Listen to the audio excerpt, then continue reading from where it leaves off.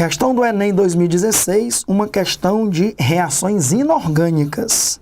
Em meados de 2003, mais de 20 pessoas morreram no Brasil após terem ingerido uma suspensão de sulfato de bário, utilizada como contraste em exames radiológicos. O sulfato de bário é um sólido pouquíssimo solúvel em água, que não se dissolve mesmo na presença de ácidos. As mortes ocorreram porque um laboratório farmacêutico forneceu o produto contaminado com carbonato de bário, que é solúvel em meio ácido. Um simples teste para verificar a existência de íons bário solúveis poderia ter evitado a tragédia. Esse teste consiste em tratar a amostra com solução aquosa de ácido clorídrico e após filtrar para separar os compostos insolúveis de bário, adicionando-se solução aquosa de ácido sulfúrico sobre o filtrado e observa-se por 30 minutos. A presença de íons bários solúveis na amostra é indicada pela... Aí ele quer que a gente analise os itens. Primeiro vamos lá. O sulfato de bário é um composto praticamente insolúvel, ou seja, a sua solubilidade é muito baixa. Qual é a fórmula do sulfato de bário? O bário é da família 2, antiga família 2A. Então a carga dele é 2+. Ele perde 2 elétrons que estão na última camada, fica Ba2+. O sulfato é um ânion muito conhecido, é o SO4 2-. Quando as cargas são iguais, a gente não usa aquela regrinha de inverter as cargas, a gente simplesmente cancela. Então o sulfato de bário é o BaSO4.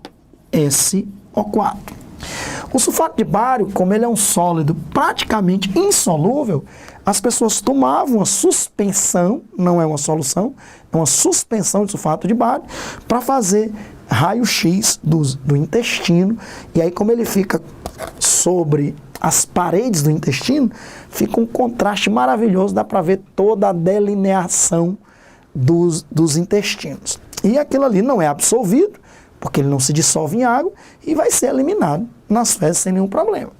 O problema é que foi vendido uma amostra em 2003, aqui no Brasil, onde o sulfato de bário estava contaminado com carbonato de bário.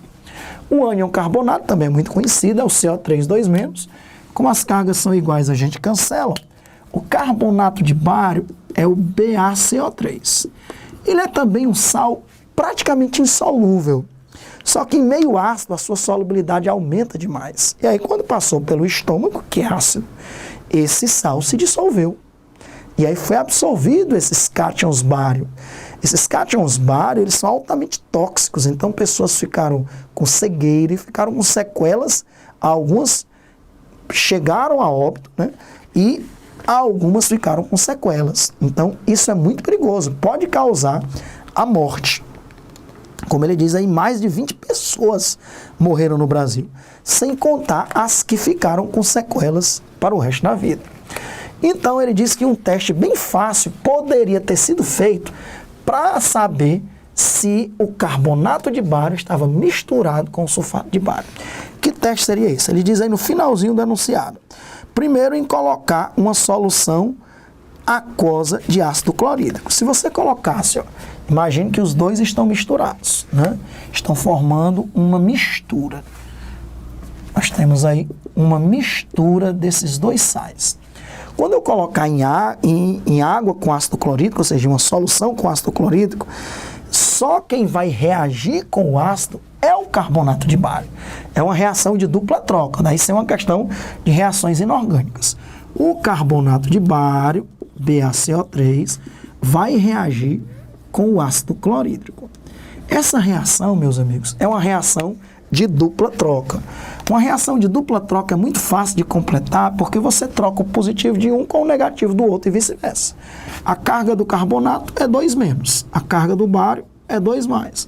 No ácido clorídrico, o cloro é -1, o hidrogênio é +1, seu NOx, né? Que aqui é uma substância iônica, que é uma substância molecular. O NOx do cloro é -1, o NOx do hidrogênio é +1. Se você juntar o positivo de um com o negativo do outro, você vai formar os produtos. Então vamos lá. Vamos juntar o positivo de um com o negativo do outro. Eu vou juntar o Ba2+ com o Cl-. Aí sim, ó, como as cargas são diferentes, você usa aquela regrinha de inverter as cargas. Ó. Vai formar o BaCl2, que é o cloreto de bário, BaCl2, cloreto de bário, que é um sal solúvel. E agora vamos juntar o positivo de um com o negativo do outro. Vamos juntar o H+, com o CO3 2-. Vai dar ó, o H2CO3, que é o ácido carbônico. H2CO3. Só que tem um detalhe. A gente nunca escreve o ácido carbônico no produto de uma reação. Porque o ácido carbônico ele se decompõe em água e CO2. Então, no lugar de escrever H2CO3, ó, que é o ácido carbônico, como ele é um ácido instável, a gente escreve água e CO2. Inclusive, esse é um dos critérios para dizer se uma reação de dupla troca ocorre. Vamos lembrar quais são os critérios para dizer se uma reação de dupla troca ocorre. Primeiro, liberação de um gás. Se numa reação de dupla troca libera um gás, é uma indicação que essa reação de dupla troca ocorre. Segundo, formar um composto volátil. Por exemplo, formar H2S ou HCN, que são hidrácidos. Os hidrácidos são voláteis, eles facilmente passam para a fase de vapor. Formar um gás, formar um composto volátil. Terceira possibilidade, formar um precipitado. Formar um precipitado, um composto insolúvel. Também é uma possibilidade. E a quarta possibilidade é formar um eletrólito mais fraco. Por exemplo, quando um ácido forte no reagente forma um ácido fraco no produto, ou então uma base forte no reagente forma uma base fraca no produto. São possibilidades para uma reação de dupla troca ocorrer, para você ter certeza que ela ocorre. Um dos casos mais comuns é esse, liberar gás. Forma gás carbônico, então essa reação de dupla troca ocorre. Ok, então o primeiro passo seria colocar na mistura uma solução com ácido clorídrico. Porque se tivesse carbonato de bário, ia formar esse sal.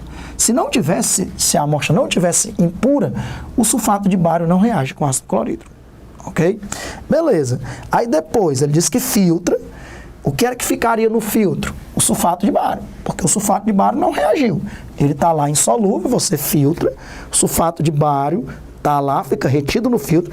O que é que passa pelo filtro? O cloreto de bário. O BaCl2, que se dissolve em água e após essa reação formou o cloreto de bário. Ok, aí agora o que é que ele vai fazer?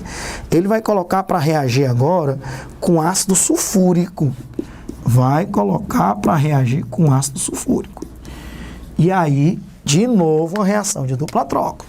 O bário é 2+, o cloreto é 1-. No ácido sulfúrico, o sulfato é 2- e o hidrogênio é 1+. Se a gente pegar de novo o positivo de um com o negativo do outro, vamos ver o que vai formar. Vamos formar, juntar o Ba2+, com o SO4 2-. Como as cargas são iguais, simplesmente cancela, forma-se o quê? O BaSO4, sulfato de bário, que nós já sabemos que é um sal praticamente insolúvel, BaSO4. Ok? Para tudo ficar bonitinho, vamos balancear logo aquela reação lá de cima, né? Ó? Que como tem 2 cloros aqui, ó, tem que colocar um 2 aqui na frente para que a reação fique balanceada, para tudo ficar muito bonitinho. Já está tudo balanceado. Um bário, 2 hidrogênios, 2 hidrogênios, 2 cloros e oxigênio, 3 oxigênios, 1 e 2, 3. Está tudo balanceado. Então só faltava colocar um 2 na reação de cima. Vamos voltar aqui na reação de baixo. Peguei o positivo de um junto aí com o negativo do outro, formou o sulfato de bário, que é um precipitado. Lembra das possibilidades para formar uma reação de dupla troca ocorrer? Liberar um gás, formar um composto volátil, formar um precipitado. Isso aqui é um precipitado. Formar um precipitado ou formar um eletrólito mais fraco. Ou uma base mais fraca ou um ácido mais fraco. Então formou um precipitado. Aí agora vamos pegar o positivo de um com o negativo do outro. O H+ com o Cl-. Vai formar o HCl. A HCl, que é um ácido, todos os ácidos são solúveis. Aquoso. Para balancear a reação, ó, são 2 hidrogênios, 2 cloros, 2 HCl. Se você contar, já está tudo balanceado. Então, como é que eu saberia que tinha carbonato de bário? Quando eu coloquei com ácido clorídrico, formou cloreto de bário. Quando eu filtrei e coloquei agora para reagir com ácido sulfúrico, formou um precipitado de sulfato de bário. Se formou um precipitado é porque existe carbonato de bário nessa mistura que não deveria ter. Era para ser só sulfato de bário, ok? Então vamos lá, procurar. Por que deu para saber se a amostra está impura ou não? Pela liberação de calor. Ora, nós não sabemos se essas reações são endotérmicas ou exotérmicas. Se elas são endotérmicas, absorvem calor. Se elas são exotérmicas, liberam calor. E tem fenômenos que nem reações são, que liberam ou absorvem calor. Como a dissolução. Tem sal que, quando se dissolve em água, libera calor. E tem sal que, quando se dissolve em água, absorve calor. E nem é uma reação química. Ele está só se dissolvendo. Então, não é pela liberação ou pela absorção de calor que daria para eu saber que a amostra está contaminada com sulfato de bário. Com carbonato de bário, desculpem, né? Item B, alteração de cor para rosa. Esses sais são sais brancos. Esse precipitado é um precipitado branco. Existem sais coloridos, que são aqueles sais daqueles metais que ficam no meio da tabela periódica. São os metais de transição simples. Esses sais, eles podem ser coloridos, de praticamente todas as cores que você imaginar. Existe sal preto, sal verde, sal rosa, sal amarelo, sal vermelho, de cores que você imaginar. Só que os metais que são usados aqui, ó, o bário e o cálcio, são elementos representativos. As antigas famílias A. Família 1A, 2A, 3A, 4A, 5A, 6A, 7A. São elementos representativos. Esses sais dos elementos representativos são sais brancos, como o cloreto de sódio, que é da antiga família 1A, o carbonato de bário, o sulfato de bário. Esses cátions das famílias 1A e 2A, eles tendem a formar sais que são sais brancos. Então não há mudança da cor para rosa, ok? Não foi através disso que se identificou que há carbonato de bário impurificando a mistura. Item C, precipitação de um sólido branco. É o sulfato de bário. Na prova amarela, o item C é o item correto. Formou um precipitado branco, que é um dos critérios para uma reação de dupla troca ocorrer. Item D, formação de gás hidrogênio. O gás que liberou foi gás carbônico e não gás hidrogênio. Item D, volatização de gás cloro. Não formou gás cloro aí, ó. E nem o item houve formação de gás cloro. Portanto, o único item correto, letra C, formação de um sólido branco, um precipitado de sulfato de bário, que é um sal praticamente insolúvel.